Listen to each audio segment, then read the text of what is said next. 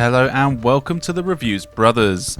Donkey Kong has come a long way since his humble beginnings as a King Kong ripoff in the arcades.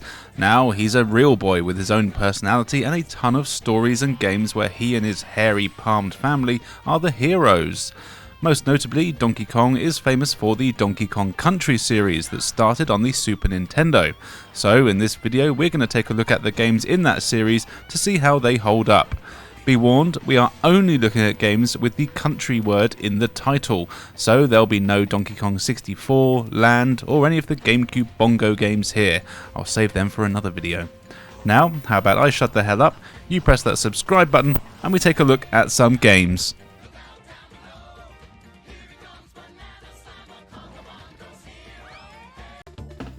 First up, of course, is Donkey Kong Country, made by Rare for the Super Nintendo back in 1994. This 2D platform game saw the triumphant return of DK. The evil King K. Rool has turned up to your island, and while you're sleeping, he and his henchmen stole all your bananas. This is not something Donkey Kong is going to stand for, so he sets off to collect the bananas and kick the K-Rap out of K. Rool. He's not alone though, as your little mate Diddy Kong, who was actually standing guard and was ambushed by the bad guys and shoved in a barrel, hence why you find him in a barrel, joins you for your adventure. Both characters control really well. In fact, the controls are damn near perfect in this game. You can run, jump, swing, climb, roll and cartwheel all over the place. To attack, you can jump on most enemies, but not all of them, and you have the aforementioned roll or cartwheel, which can also be used to kill bad guys. Of course, as it's a Donkey Kong game, there's barrels all over the place too, and you can throw these at enemies as well. Some can even go through multiple enemies. You can switch between DK and Diddy at any point, when you have them both that is, and they do play slightly different to one another. Donkey Kong is a little bit slower than Diddy and can't quite jump as high, but his big bulk means that he can jump on bigger enemies to kill them that Diddy can't. If you do take a hit, the character that you're playing as falls off the screen and has to be found in a barrel to get them back. Take a hit when you have just one character and you lose a life. Personally, I always prefer playing as Donkey Kong, as the speed and jumping really isn't that noticeable, and you never actually need a particular character for any particular situation. Also, Donkey Kong can throw barrels much further than Diddy, which is really useful most of the time. The levels here are littered with enemies, from evil crocodile bastards called Kremlins to a whole range of other wildlife that wants to stop you getting your bananas back. Not all of them are evil though, and you'll find some animal helpers that are experienced killing machines, like Rambi the rhino and the frog guy whose name I can't remember, or my favourite, Ongard, the fish who comes in very handy in the swimming levels. And speaking of levels, there are a ton of them, and they're all very varied. You have standard platforming sections, swimming levels, the famous minecart stages where you're on rails and essentially have to navigate an obstacle course, as well as the levels where you have to fire yourself through a dangerous maze of barrels. The game does a really good job of keeping things fresh. Also, the levels are packed with hidden bonus areas where you can win extra lives or bananas. During the regular stage, there are a ton of bananas to collect, and of course 100 gives you an extra life. Something that really needs to mention here are the graphics, of course, which still look amazing today. This was one of, if not the first game on the SNES to use pre-rendered graphics, and it all just looks gorgeous with amazing animation. The amount of detail on just about everything is staggering, and I find it really hard to find fault with it. And on par with the graphics is the music, which is one of the best 16-bit soundtracks ever, if you ask me.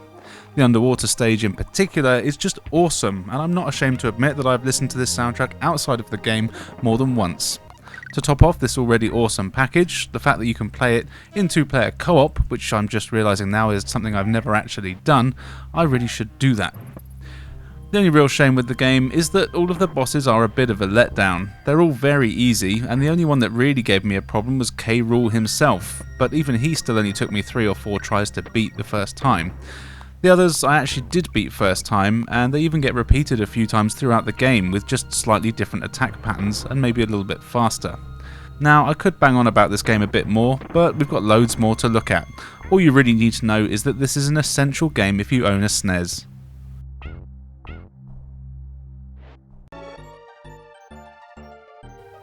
It was no surprise that we'd get a sequel, and not long later we got Donkey Kong Country 2, Diddy's Kong Quest. Rare sure do love a play on words, don't they? Here, Donkey Kong has been captured, and it's up to Diddy and new character Dixie Kong to rescue him. The gameplay remains basically the same as the first one: explore a map and complete the levels. Here though, the levels have a noticeable increase in difficulty, and the game overall is much tougher than the first, but that's not a bad thing. Also, they really made the gimmicky levels more of a regular thing here, with most stages having some form of mechanic or playstyle that sets it apart from the others, but it works well and the game does flow nicely. Diddy here plays the same as he did in the first game, but Dixie has a few unique tricks up her furry sleeve.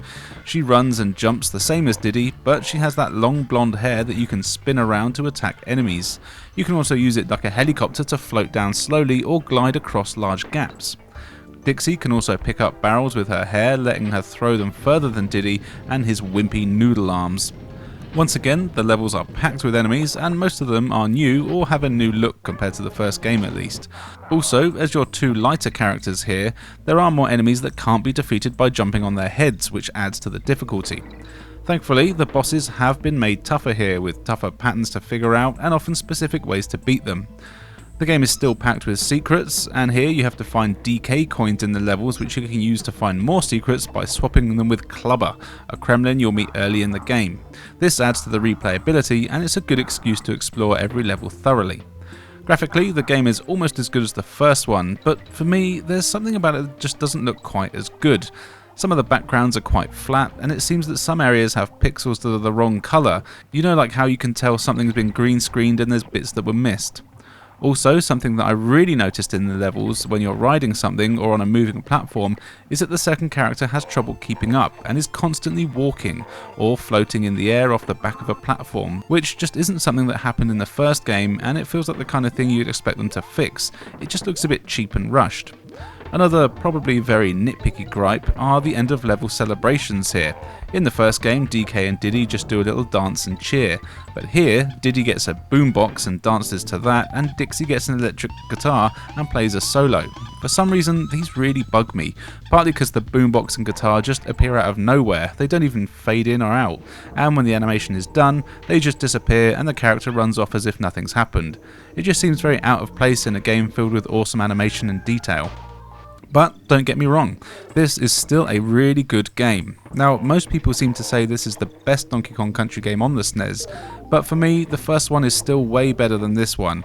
This would be a solid 8, I'd say, whereas the first would be a 10 out of 10 for me, but hey, you do you. This is still definitely one to own.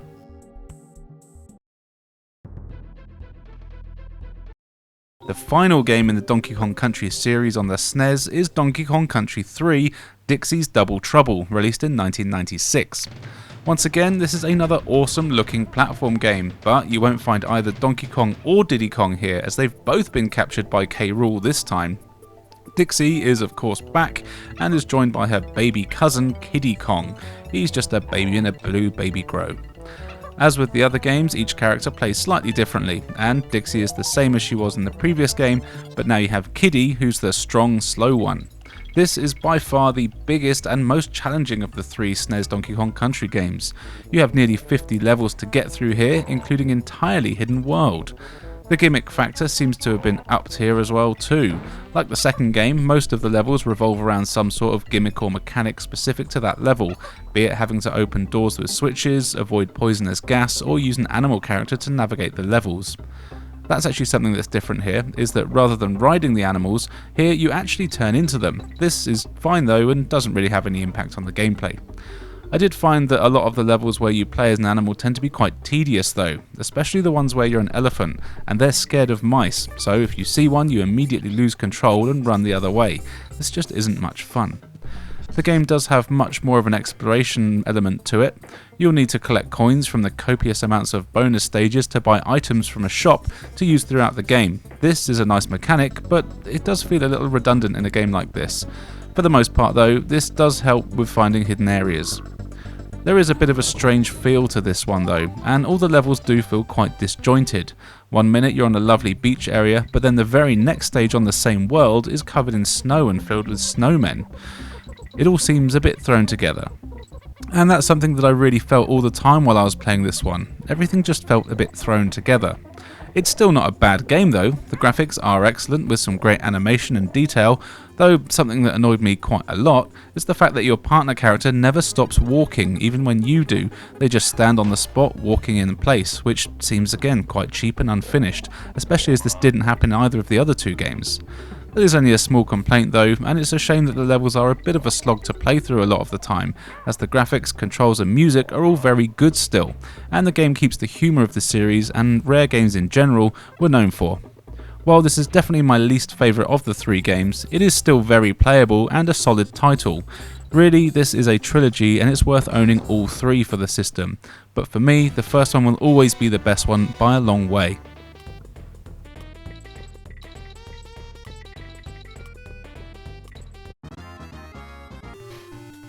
Being such a popular series, it will come as no surprise that the game's got a few ports. What is a surprise though is that one of them was for the Game Boy Color. This was the first game ported over, and while it's definitely a valiant attempt and actually does a lot of things right, overall it's really just not all that good. What is interesting though is that it uses the menu screen from Donkey Kong 64, isn't that cool?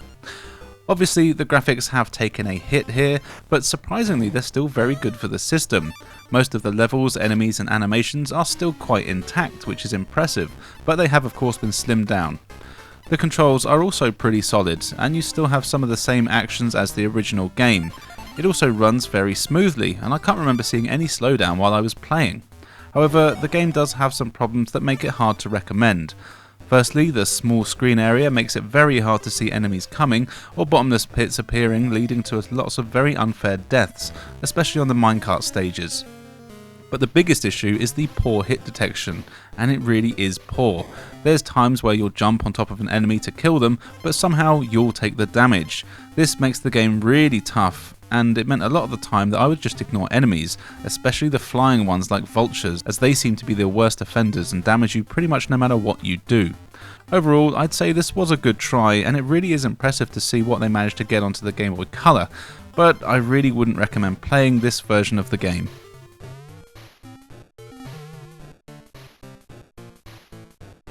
Luckily, it was also ported to the mighty Game Boy Advance, and while this is a much better port that even makes some additions, it's still not the best way to play the game. For the most part, everything is the same as the Super Nintendo version in terms of gameplay, but the graphics have had a bit of an overhaul to accommodate the smaller screen. The sprites have been scaled down this time, and the colours have been adjusted to be much brighter. This is a common thing on the Game Boy Advance, as the early models didn't have a backlight, so developers had to make games brighter to compensate for it. But it does give the game a strange washed out look. It looks okay, but it just looks like a much cheaper version of the game meant to be released on weaker hardware. Far from impressive. There have been a few additions though, like some new bonus stages that are more interactive, and these are fun for a minute or so. You also get an intro to the game showing the proper story. And there's also a load of new sound effects, most notably now every enemy has its own death scream. Not sure anyone really cares about that, but it's nice to have it in there I suppose. Also, there's actually some very small details added to the levels too, like little critters running around on the floor. These are actually quite annoying though, as they don't do anything to you, but sometimes you mistake them for enemies and end up dying or getting hit by trying to avoid them. A new time trial mode has also been added, letting you replay levels to get faster times, and you can also find hidden cameras in the levels which add pictures of characters and things like that to a scrapbook. You know, the kind of thing that no one really cares about. The game does still control well though, and the hit detection issues in the Game Boy Color version are not here, meaning it's still very playable. While this is still nowhere near as good as the SNES version, it's not a bad port to have on the go.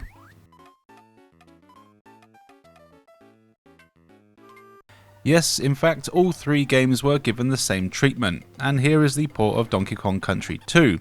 Again, you get a brand new intro for this one, so you can get to see what happened to DK and why he's not around. Then you get the same game, and like the port of the first one, it's a very solid game with the same graphics and gameplay, along with a few new additions to the SNES version like more sounds, graphical tweaks, and a few minigames. It does a good job of scaling things down and does play well, but again, it's just not as good as the console version, but it's still a decent way to play the game. If you've got a Game Boy Advance, you definitely can't go wrong.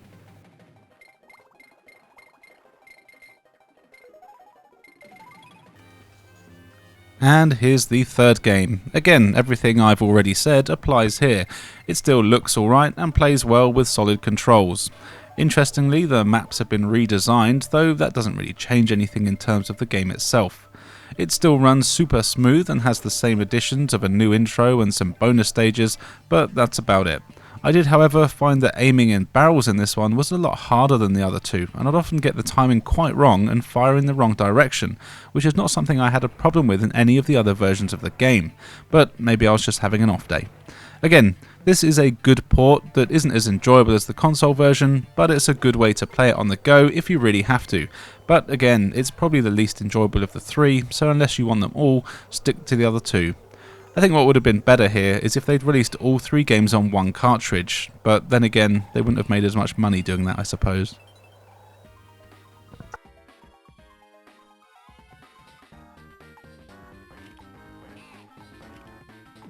Donkey Kong then had a bit of a hiatus, but returned in 2010 thanks to the awesome Retro Studios, who you might know from Metroid Prime fame.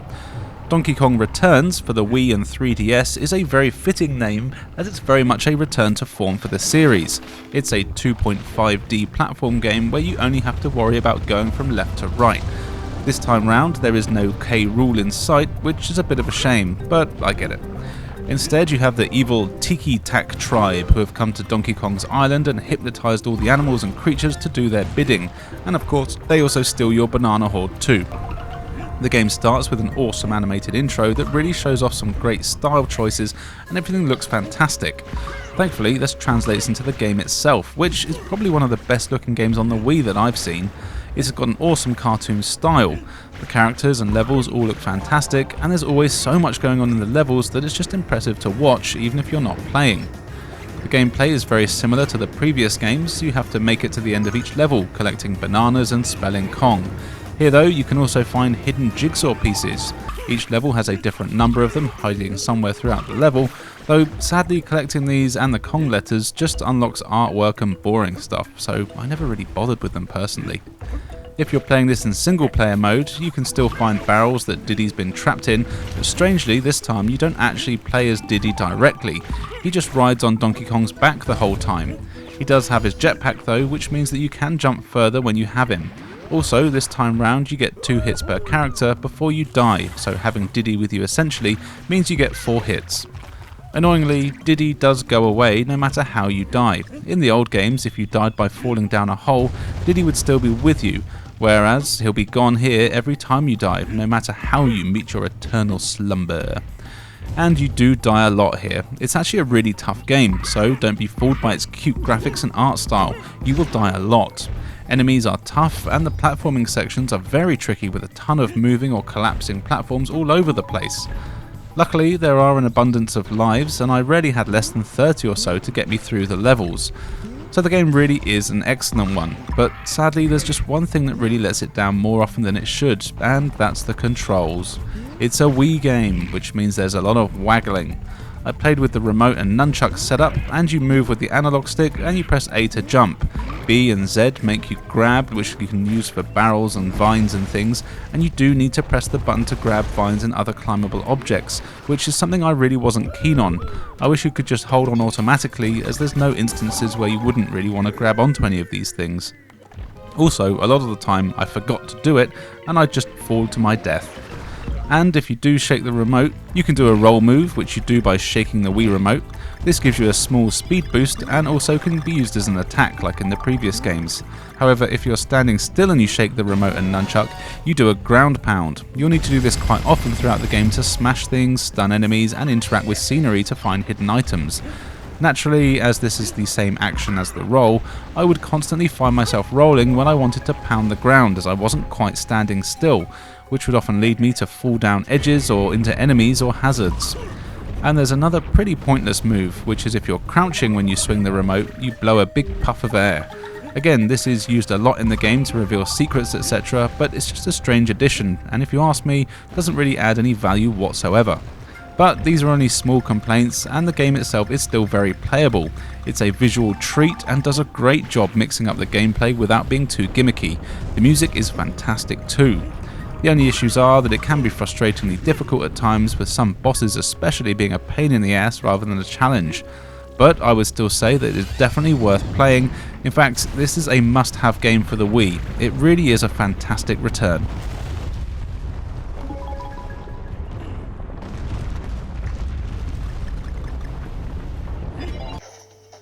Donkey Kong Returns was also ported to the 3DS. It's the exact same game, but now has an awesome 3D mode that really makes the graphics pop. Also, you get normal controls here, as there's no motion nonsense, and the game plays incredibly well because of this. The graphics have taken a slight hit, but other than that, it plays great. I would talk about it a bit more, but I can't record 3DS footage properly, which is a shame, as I'd love to do more videos on a bunch of games on the system.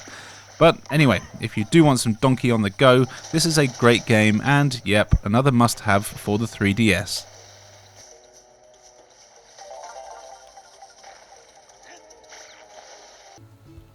And finally for this video, here is Donkey Kong Country Tropical Freeze for the Wii U, the follow-up to the awesome Wii game. Here, DK and his pals are celebrating his birthday, and an evil snow bastard turns up on your island to decide he wants it for himself. So he summons an ice dragon and, using a massive horn thing, blows DK and his chums to a distant island. So you've got to get island hopping until you get back to your own one and take it back from the frosty fecker. Now, in terms of gameplay, this is very similar to the Wii game. It's still a 2.5D platform game where you travel worlds, entering a ton of varied levels, collecting bananas and finding secrets, and eventually getting to the end of the stage. As always, you have levels that involve minecarts, barrel blasting, helper animals, and more. And once again, the variety is great, and you never know what's around the corner. They've even added a few new things, like swimming levels. The game does have even more additions as well though. Firstly, you have more helpers. Diddy of course is back and plays exactly like he did in the first game. But this time, Dixie Kong is also here, and she uses her hair to essentially give you a double jump. And even Cranky Kong comes along for the ride, using his cane as a pogo stick in an obvious homage to the DuckTales game on the SNES. Using his cane also allows you to bounce on enemies and even on spikes that you can't touch with any other character. What's cool here though is that once you've found the characters, they're all available in the barrel. You just have to wait for it to spin round with the initials of the Kong that you want to partner with. There's times where you do only get one option, but most levels don't require a certain partner, so you can choose whichever one you prefer. Though of course some of the hidden items are only accessible with a certain character. You also get a partner move you can use. Collecting bananas builds up a meter, and then when that's full, you can press both shoulder buttons at the same time to do a screen clearing attack, and depending on which character you have, you get a different bonus of either coins, lives, or bananas. As you'd expect, the more powerful hardware has given the game a graphical upgrade, and man, this game just looks stunning. So much care and detail has been put into everything, and it really shows. The characters all look awesome, and the levels themselves have so much going on that there's times where you'll die because you're focusing on the cool stuff happening around you and not on what you're actually doing. As always, the music here is great too, with some remixes of old tracks and a load of new ones here as well. Like the Wii game, this is a really challenging one, with some levels that are a true test of patience, and some that are a veer on the edge of bullshittery. But again, you always tend to have an abundance of lives, so it's never really a problem. In fact, I'm kind of surprised they bothered keeping the lives, to be honest. Also, if you do die loads in one place, you can actually get help from Funky Kong, who guides you through the levels, showing you how to complete it. I never actually used this feature because, I'm a pro, but the game has desperately tried to get me to use it on more than one occasion, often on the bosses that are pretty damn hard and they don't have any checkpoints. Another plus to this game is that it uses normal controls and gets rid of the pointless waggle. This makes it so much more fun to play if you ask me, and although you do still have to press a button to grab onto anything, it's just much more manageable here. Overall, this is a fantastic sequel, and it's probably my second favourite game in the series after the OG game on the SNES. This one was also ported to the Nintendo Switch, but I don't have a Nintendo Switch, I'm afraid, so I can't show you any of that, though I understand it has had a few tweaks and upgrades as you'd expect on the newer hardware. This is another game that you must have for the Wii U, and I would imagine probably for the Switch as well.